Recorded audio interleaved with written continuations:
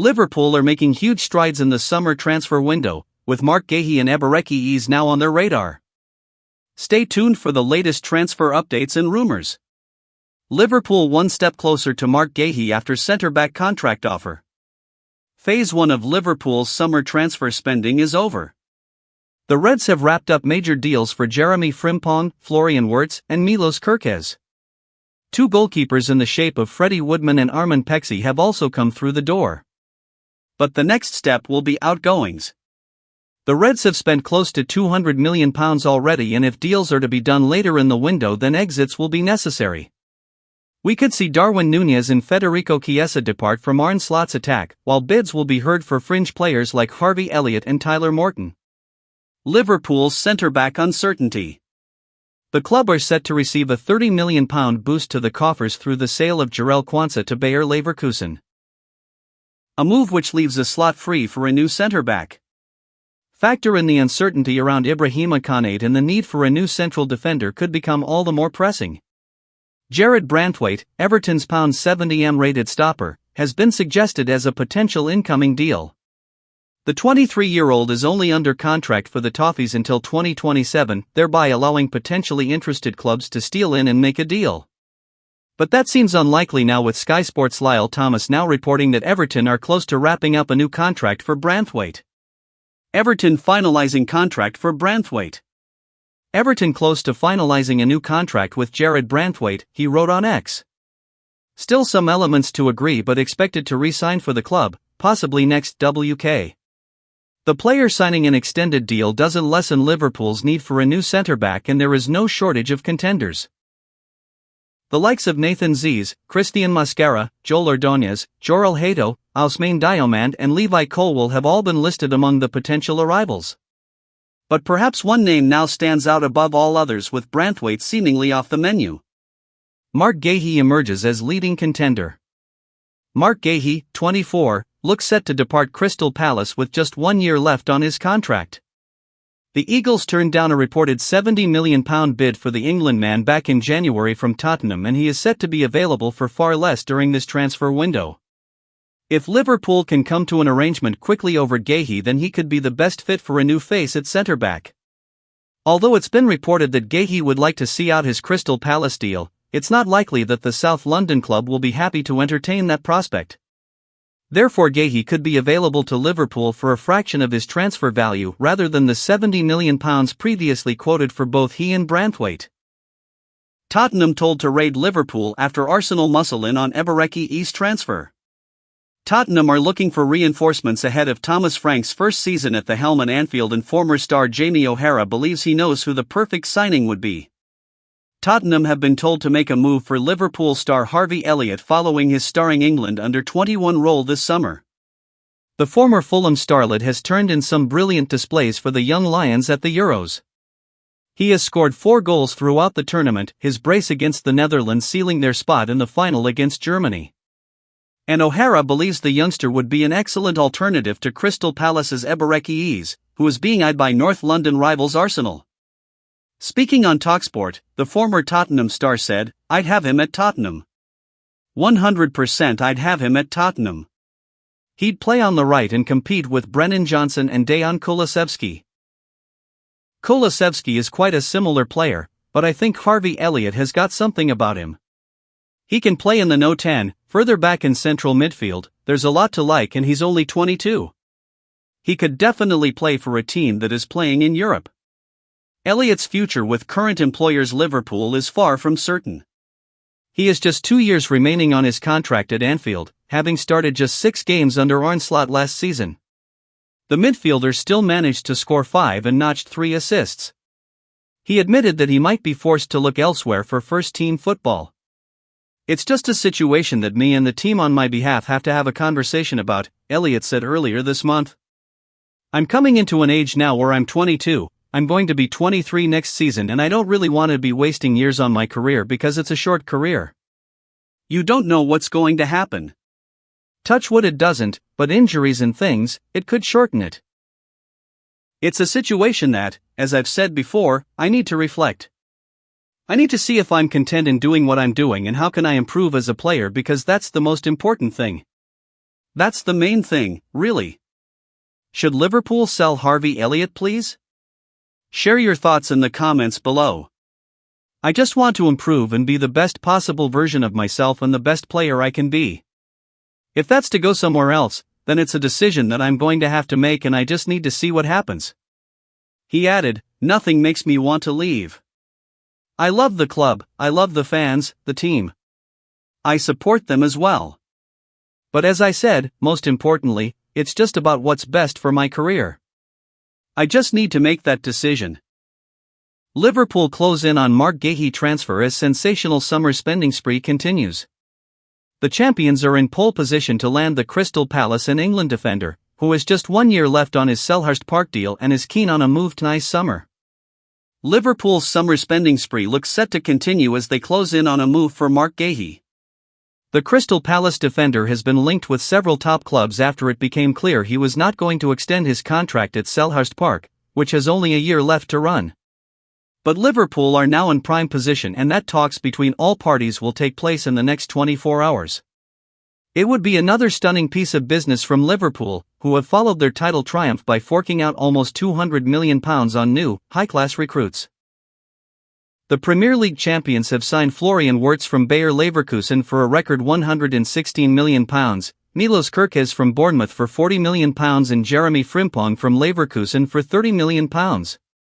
It has been a serious statement of intent by Liverpool and their owners Fenway Sports Group, and it would represent a coup to beat the likes of Newcastle United and Tottenham Hotspur to the signing of Guehi. There are still hurdles to get over. Crystal Palace value their England centre-half in the region of £70 million but are realistic enough to know suitors will not go up that mark as Guehi only has 12 months of his contract to run.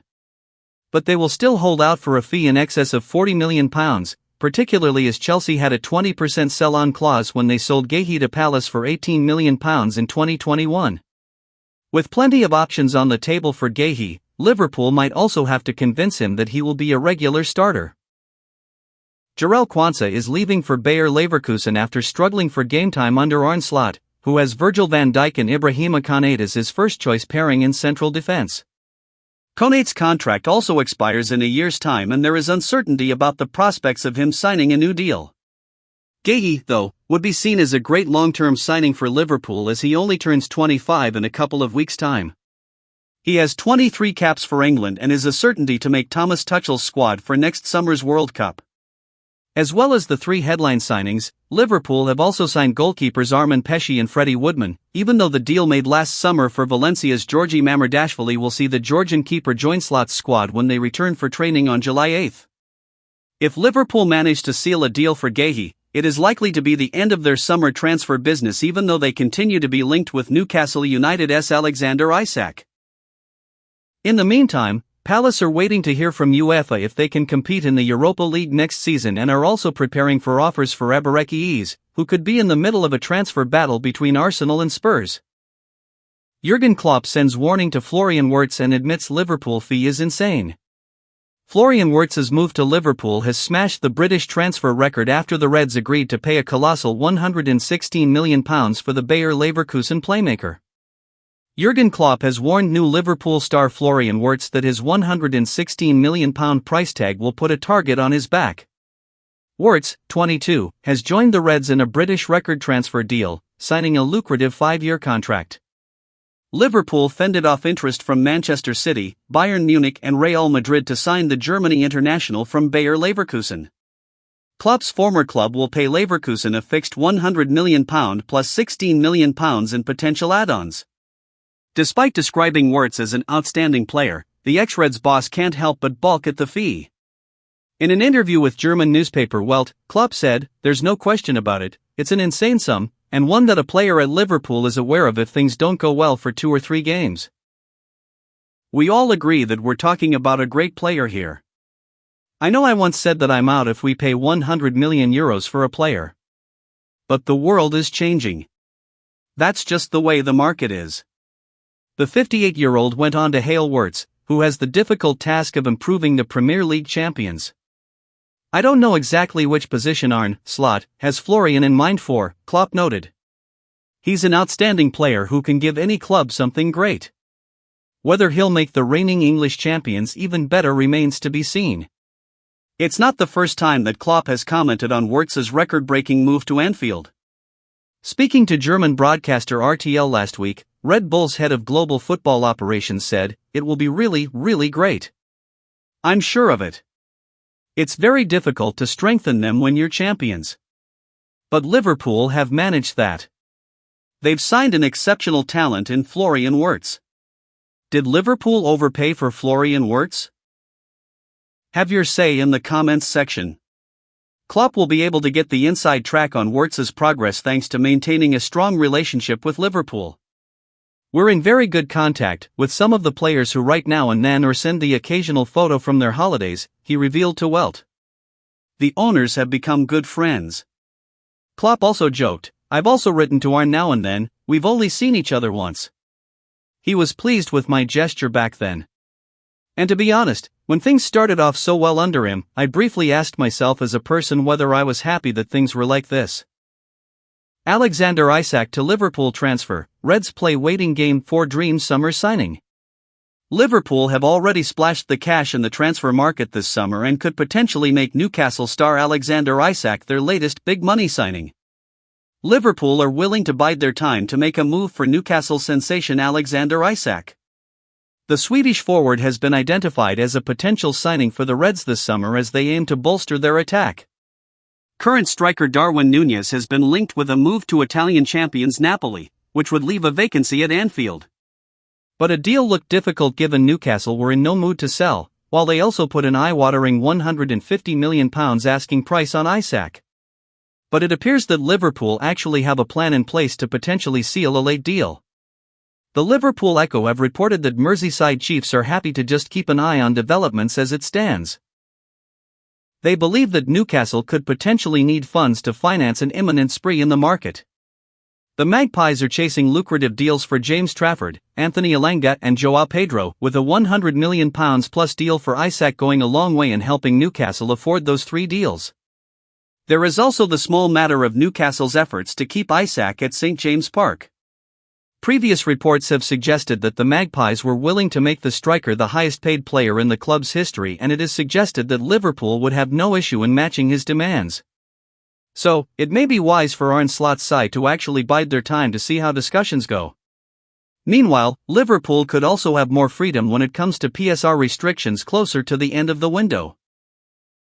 Their mega money deals for Milos Kerkez, Florian Wirtz, and Jeremy Frimpong look set to go into last season's figures, and given the Reds' relatively low spending in the seasons prior, they have a lot of headspace, meaning another huge fee could potentially be affordable.